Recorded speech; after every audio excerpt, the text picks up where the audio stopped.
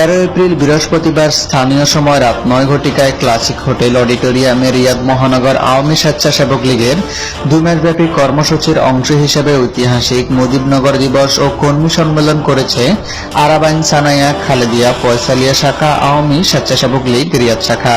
বাদল মোল্লার সঞ্চালনায় উক্ত অনুষ্ঠানে সভাপতিত্ব করেন শফিউর রহমান। অনুষ্ঠানে প্রধান অতিথি হিসেবে উপস্থিত ছিলেন বাংলাদেশ আওয়ামী স্বেচ্ছাসেবক লীগ রিয়াদ মহানগর কার্যকরী সংসদের প্রতিষ্ঠাতা সভাপতি মোহাম্মদ ইউসুফ খান।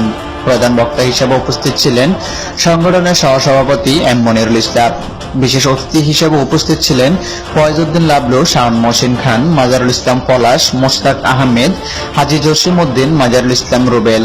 বিশেষ আমন্ত্রিত মেহমান ছিলেন আল খারিজ জেলা স্বেচ্ছাসেবক লীগের উপদেষ্টা মণ্ডলীর সদস্য সাইম আলম। আরও উপস্থিত ছিলেন আব্দুর রশিদ দেওয়ান, ইদ্রিস আকন্দ, সরদার লিটন, হারুনুর রশিদ, এনায়েত খান। সার্বিক তত্ত্বাবধানে ছিলেন কে এম রানা খান, দুলাল খান ও আশরাফ জিতু।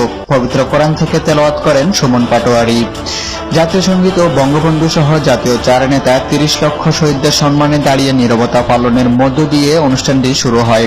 এ সময় বক্তব্য রাখেন বখতিয়ার মোহাম্মদ, সুমন আহমেদ খান, সাইফুল্লাহ নাহিদ শাহ, সাইফুল ইসলাম দুর্গাপুর, সেলিম খান, রফিক পাটোয়ারি, আনু মিয়াজি, মাসুদ রানা, রিপন সয়াল, ইয়ার আলী প্রধান, কাউসার খান, কাশেম প্রধান, মুখলিসুর রহমান বুলবুল, মোস্তফা কামাল, আব্দুল আজিজ মীর, মিজান, মেহেদী হাসান খান পাপন প্রমুখ নেতৃবৃন্দগণ।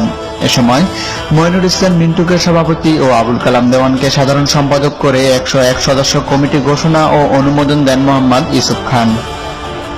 এ সময় প্রধান অতিথি মোহাম্মদ ইউসুফ খান নবগঠিত কমিটির সকল নেতাদের শপথ বাক্য পাঠ করান। প্রধান অতিথির বক্তৃতা মোহাম্মদ ইউসুফ খান বলেন, 1971 সালের 17 এপ্রিল মুজিবনগর সরকার গঠিত না হলে বাংলাদেশ স্বাধীনও হতে পারত না এবং আন্তর্জাতিক স্বীকৃতি ও সমর্থন লাভে সক্ষম হতো না। তিনি বলেন, যদি তা না হতো বঙ্গবন্ধুকে বিচ্ছিন্নতাবাদের গডফাদার শো করে পাকিস্তান কারাগারে রক্ষিত কবরে বিচারের নামে হত্যা করা হতো। এ সময় তিনি সকল নেতাদের আনুগত্য, শৃঙ্খলা, সাংগঠনিক নিয়মনীতি মেনে চলার আহ্বান জানান এবং আলহাজ মোল্লা মোহাম্মদ কাউসারের নেতৃত্বে প্রধানমন্ত্রী শেখ হাসিনার স্বপ্নকে বাস্তবায়িত করতে শপথ অনুযায়ী কর্মকাণ্ড পরিচালনার নির্দেশ দেন। মক্কা থেকে বিএম হেমায়েতের পাঠানো তথ্যচিত্রে 71 বাংলা নিউজ ডেস্ক।